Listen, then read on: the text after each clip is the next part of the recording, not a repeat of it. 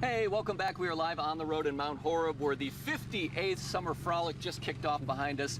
People are having a lot of fun. So we want to feature some more stuff about Mount Horeb. Did you know Mount Horeb is now home to a professional music recording studio? That's right. Megatone Studios is owned and operated by producer and engineer, guitarist Paul Shooter.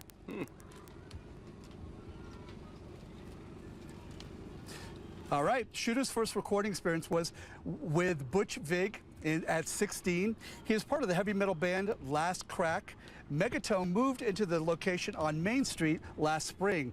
Paul and his wife Elizabeth Mary, who is a country music singer, songwriter, and performer, live in the village and decided to move their studio from Madison to Mount Horeb when the space opened up. It's very cool to have a resource like that in Mount Horeb. Absolutely, that's really yeah. awesome. Well, another great place to check out Mount Horeb is the Sunniva Inn. It's a bed and breakfast. The owner says he purchased the house in 2019 and really wanted to open up a bed and breakfast in a small community outside of Madison. He also says, and this goes with our theme, he loves trolls.